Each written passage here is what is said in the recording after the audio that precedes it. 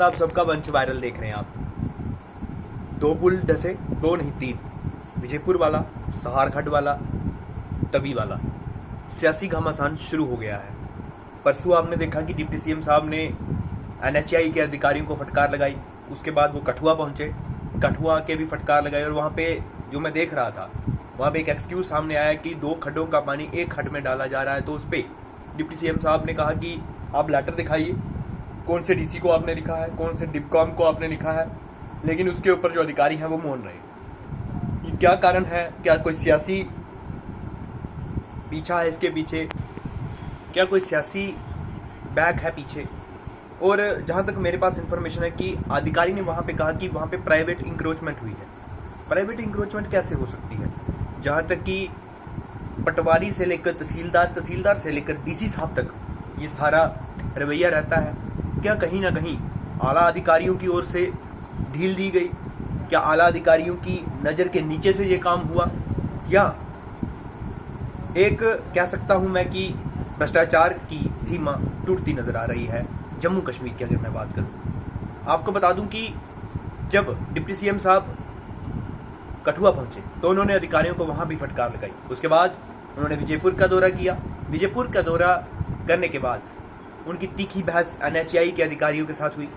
उसके बाद उन्होंने जो तवी की अगर मैं बात करूं तो वहां भी उन्होंने एक बात जो है आप सब ने भी सुना होगा कि मीडिया के थ्रू भी LG मनोज सिन्हा के ऊपर सीधा सीधा निशाना साधा। उन्होंने कहा कि LG साहब हमें काम नहीं करने दे रहे, LG साहब टांग अड़ाते हैं, LG साहब फलान करते हैं, ढिमकान करते हैं। आप सबके सामने हुआ जो उन्होंने बातें कही, आप सब बेहतर तरीके से जानते हैं कि क्या क्या डिप्टी सीएम साहब ने एक्सक्यूज दिए।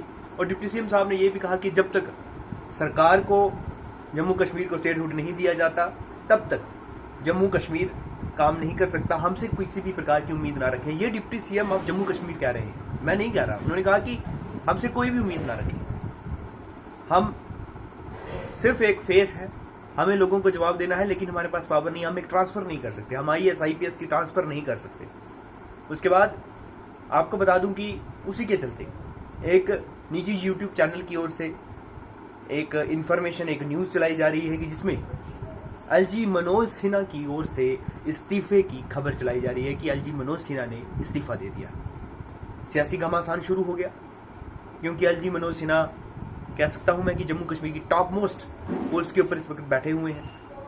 मैं कह सकता हूं कि चीफ मिनिस्टर साहब सिर्फ डमी है, बाकी जो पावर्स हैं होम मिनिस्टर साहब ने गत दिनों पहले मोर पावर्स जो है वो LG साहब को दे दी है।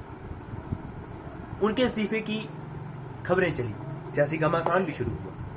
लेकिन जब इसकी पुष्टि की गई, खंगाला गया, तो ऐसी किसी भी प्रकार की इंफॉर्मेशन नहीं है कि मैं कह सकूं कि LG साहब ने इस्तीफा दे दिया। क्या आप सबको लगता है कि LG साहब को इस्तीफा देना चाहिए? क्या ये पुल कोलैप्स्ड जो हुए हैं, जब ब्रिजेस कोलैप्स जो हुए हैं, जो नुकसान जो हुआ है, इसके लिए LG सरकार जिम्मेदार है? क्या इसका डिप्टी सीएम साहब का LG साहब को इसका जिम्मेदार ठहराना?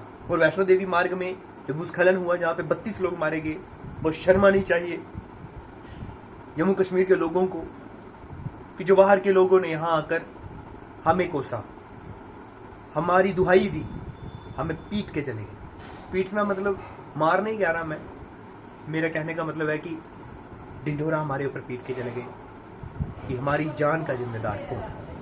ये बात सच है कि यदि पता था कि भूस्खलन हो सकता है, लैंडस्लाइड हो सकती है, तो यात्रा क्यों नहीं रुकी? इसके पीछे क्या कारण है? क्या श्राइन बोर्ड में भी धांधली हो रही है? क्या श्राइन बोर्ड अपनी मनमर्जी करता है? क्या श्राइन बोर्ड किसी की नहीं सुनता? इसमें कारण क्या है? मैं आप सब से इसकी जो जवाब जरूर चाहूंगा। और क्या आपको लगता है कि LG साहब को इस्तीफा देना चाहिए? क्योंकि 3 पुल कोलैप हुए, उसके बाद आर्मी ने अब डिप्लॉय कर दिया। आपको बता दूं कि तवी वाला जो 4th नंबर ब्रिज है, उसकी जो ट्रायल बेस है वो हो चुका है। 70% काम जो है उसका हो गया। भारतीय सेना कहीं ना कहीं तारीफ की हकदार है। मैं पूछना चाहता हूं कि जम्मू कश्मीर में आई त्रासदी तो आई, त्रासदी तो भगवान का एक कारनामा है, उसे हम नहीं रोक सकते, क्योंकि हमने पाप ही इतना कर दिया है कि हमें इसका भुगतान करना होगा। हमने नेचर को इंक्रोच करने की एक, मैं कह सकता हूं कि एक हिमाकत की है। अब नेचर अपनी जो जगह है वो वापस ले रहा है। पानी अपनी जगह नहीं छोड़ता, पेड़ हमने नहीं छोड़े। हमने अपने लालच के जरिए, अगर हम अपनी नीड के लिए लेते तो कभी भी ये नेचर पूरी नहीं करता, लेकिन हमने पैसा कमाने के जरिए से पेड़ों को यूज किया। राष्ट्रपति के ऑफिस से ऐसी कोई खबर नहीं है, एलजी ऑफिस से कोई खबर नहीं है, लेकिन एक न्यूज चलाई जा रही है, एक खबर चलाई जा रही है कि एलजी साहब इस्तीफा दे रहे हैं। मैं आप सबसे पूछना चाहता हूं कि क्या इन सब जो एक, मैं कह सकता हूं कि हमें जो मुश्किलात का सामना करना पड़ा जम्मू सूबे के लोगों की अगर मैं बात करूं, क्या इसके लिए एलजी सरकार जिम्मेदार है, एलजी साहब जिम्मेदार है, या एलजी प्रशासन जिम्मेदार है? आप सब कमेंट में जरूर बताएं। और क्या एलजी साहब को इस्तीफा देना चाहिए, इसके ऊपर भी आप अपनी राय जरूर दें। बहुत बहुत धन्यवाद। राधे राधे। बोरीवली सरकार की जय।